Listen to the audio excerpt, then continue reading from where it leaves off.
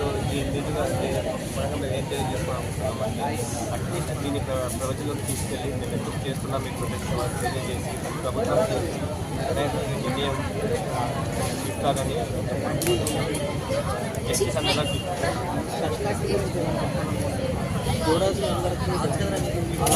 Central protection act act 2022లోనే amendment లాగా తీసుకొచ్చారు. కానీ అది ఇప్పటివరకు ఇంప్లిమెంట్ అవ్వలేదు.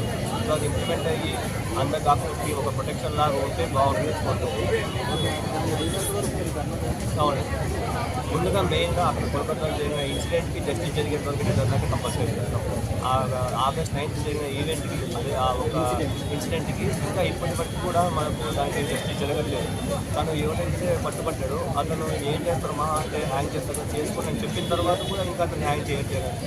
ఒక వ్యక్తి నన్ను హ్యాంగ్ చేయమని చెప్పిన తర్వాత ఇంకా హ్యాంగ్ చేయట్లేదు. ఏమాత్రం రాజ్యాంగంలో మనకి నిజానికి ఉందో మనకి తెలియట్లేదు. సో దాంట్లో ఎంతమంది ఉన్నారు ఎవరు అనేది అందరికీ తగిన శిక్ష జరిగేలా కూడా అనుకుంటున్నాం. హ్యాంగ్ చేసి ఆ పరిష్కార సమస్య చూడడం కాదు, అసలు అలాంటి చర్య మళ్ళీ నెక్స్ట్ టైం ఎప్పుడు జరగకుండా ఉండేటువంటి కఠిన శిక్ష అనేది విధించాలి ఏదైతే ఆ అత్యాచారం జరిగిందో ఆవిడకి న్యాయం జరగడం కోసం కానీ ఇన్ని రోజుల నుంచి మేము చేస్తున్నాం. ప్రభుత్వం కానీ ఏ ఒక్కరూ రెస్పాండ్ అవ్వకుండా ఈ రోజు వరకు మా పేరకుండా హామీలు ఇవ్వకుండా కనీసం స్టేట్మెంట్ కూడా గురించి బట్టి ఒక డాక్టర్కి తను వర్క్ చేసే ప్లేస్లోనే సేఫ్టీ లేదు అంటే తను ఇంకెక్కడ సేఫ్గా ఉండగలదు. వాళ్ళ సర్వీసెస్ ఇచ్చే ప్లేస్లోనే వాళ్ళ మీద దాడులు జరుగుతున్నాయంటే అది వచ్చి బాధాకరమైన విషయం. దానికోసం డాక్టర్స్కి వర్క్ చేసి అటాక్ చేయకూడదు అని సెంట్రల్ ప్రొటెక్షన్ యాక్ట్ కోసం అడుగుతున్నాం. కానీ దాని గురించి కూడా ఈ రోజు వరకు ఎవరు హామీ ఇవ్వట్లేదు. ఈ రోజు వరకు ఎవరు స్టేట్మెంట్ ఇవ్వట్లేదు. ఎవరికైనా ఏదైనా సర్వీస్ కావాలన్నా హెల్త్ బాగాలేదన్నా వెంటనే డాక్టర్స్కి చూస్తారు. బట్ అదే డాక్టర్స్ మీద దాడులు చేసేటప్పుడు ఎవరికి కనీసం ఒక హ్యుమానిటీ గుర్తు రావట్లేదు, ఒక రెస్పాన్సిబిలిటీ కూడా గుర్తు రావట్లేదు. ఏమైనా అభివృద్ధి చేయకూడదు అది వాళ్ళతో నేను కనీసం గవర్నమెంట్ ప్రభుత్వం అయినా అలాంటి ఒక చట్టం తీసుకొస్తే మాకు భద్రతగా ఉంటుంది. మేము కొన్ని నలుగురు సర్వీస్ మాకు కూడా వీలుగా ఉంటుంది. అందుకోసమని మేము సెంట్రల్ ప్రొటెక్షన్ యాక్ట్ పెడుతున్నాం. కానీ దాని గురించి కూడా ఇప్పటివరకు మాకు ఎవరు తీసుకెళ్ళి ఇది చాలా బాధాకరమైన విషయం. భవిష్యత్తులో ఇటువంటి సంఘటనలు చేస్తే హింసపడతాం అనేటటువంటి భయపడుతూ చేసేటటువంటి చట్టాలు కావాలా. మీరందరూ కోరుకున్నటువంటి ఈ సెంట్రల్ యాక్ట్ కేంద్ర ప్రభుత్వం తలుచుకుంటే 5 నిమిషాల్లో వేయచ్చు.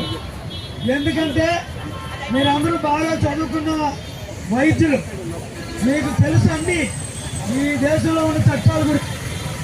కాశ్మీర్లో 370 అధికరణం ఎవరిని అడగకుండా ఎవరికి ఇష్టం లేకుండా ఒక్క క్షణంలో రద్దు చేశారు. డాక్టర్లందరికీ రక్షణ కల్పించినటువంటి ఈ సెంట్రల్ ప్రొటెక్షన్ యాక్ట్ ప్రధానమంత్రి గారు వెంటనే చేయలేరా? ఎవరొక్కన్నారు? ఏ రాజకీయ పార్టీ కూడా అడ్డు చెప్పదు.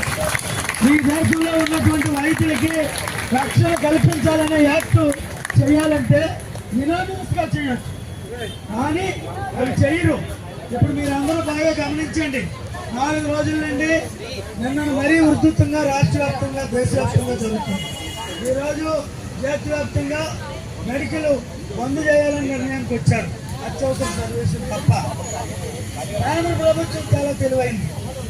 ఏం చేస్తుందంటే ఈ ఇష్యూ పక్కదారి పట్టించాలంటే ఈరోజు రేపు ఇంకొక పనికిరాని ఒక అంశాన్ని బయట తీసుకొస్తారు.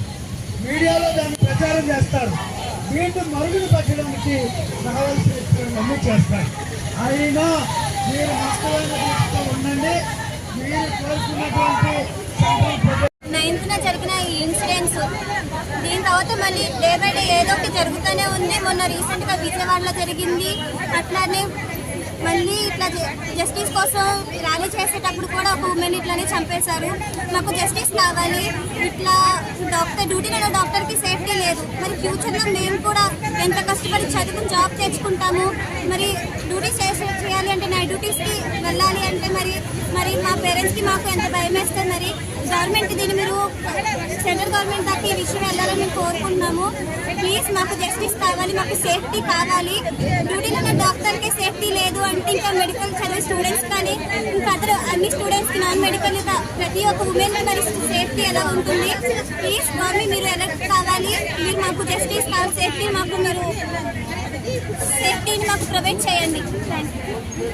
లాస్ట్ ఆగస్ట్ 9th జరిగిన ఏ విషయం అయితే అందరికీ తెలుసో లేదో తెలియదు. మేము ఇంత చేస్తున్నా కూడా ఇంకా చాలా మంది ఏం జరిగింది అని అడుగుతున్నారు. ఆలోచించండి ఎవరు ఎలాంటి ఆలోచనలో ఉన్నారో. ఇప్పటికీ చాలా మంది చాలా ప్రొటెస్ట్ చేస్తున్నాం మేము, మా స్టూడెంట్స్, మా డాక్టర్స్ అందరం కలిసి. అయినా కూడా ఎటువంటి ప్రోగ్రెస్ అనేది లేదు. ఇంకా అలా న్యూస్ వస్తానే ఉంటుంది తప్ప ఎవరు పట్టించుకోవడం లేదు. మాకు జస్టిస్ కావాలి. ఉన్న డాక్టర్ని ఇలా చేశారు అంటే నార్మల్గా ఉన్న ఒక లేడీని ఇంకా ఆవిడ సెక్యూరిటీ ఏముంటుంది. ఒక డాక్టర్ ఆన్ డ్యూటీలో ఉన్నారు. ఆవిడ డ్యూటీలో ఉన్న డాక్టర్కే సెక్యూరిటీ లేనప్పుడు ఒక నార్మల్ అమ్మాయికి సెక్యూరిటీ ఎలా వస్తుంది. మాకు జస్టిస్ కావాలి దీని గురించి. ఆగస్ట్ 9th జరిగింది. ఇప్పుడు వరకు యాక్షన్ అనేది తీసుకోలేదు. ఈవెన్ ఒక డ్యూటీలో ఉన్న డాక్టర్కి నైట్ డ్యూటీ షిఫ్ట్లో జరిగింది. ఈ మెడికల్ స్టూడెంట్స్ వచ్చేసి day duty, afternoon night duty చేస్తారు. ఈ గట్లకి గవర్నమెంట్ అనేది సెంట్రల్ గవర్నమెంట్ వచ్చేది యాక్షన్ తీసుకోవాలని జరుగుతుంది. ఈ రోజుల్లో ఒక డాక్టర్ అయ్యింది వాళ్ళ పిల్లల్ని కూడా డాక్టర్ చేయడం ఇస్తున్నారు. కానీ ఇలాంటి సిచ్యువేషన్ జరిగితే ఇంకా ఫ్యూచర్లో వాళ్ళ పిల్లల్ని చేస్తారు. మేము ఏంటంటే మాకు 20,000 కోసం మేము మార్నింగ్ స్ట్రెస్ తీసుకొని వర్క్ చేస్తున్నాం. ఈవెన్ హాస్పిటల్లో ఏజెన్సీ పేషెంట్స్ వస్తారు, పేషెంట్స్ వస్తారు, అందరూ వస్తారు. ఒక్కొక్క కేసు అనేది ఒక అలాగే హెచ్ఐవి పాజిటివ్ కూడా ఉంటున్నాయి. ఈ ఏంటంటే ఒక్కొక్కసారి హాస్పిటల్లో ఈవెన్ గ్లౌస్ కూడా ఉండదు. మేము పేషెంట్ని ట్రీట్ చేస్తున్నాము. ఇన్ డ్యూటీలో ఉన్న డాక్టర్కి ఎలా జరిగితే మెడికల్ అండ్ నాన్ మెడికల్ ఉమెన్కి కూడా సేఫ్గా ఈ యాక్షన్ అనేది సెంట్రల్ గవర్నమెంట్ వరకు వెళ్ళాలి. We want justice.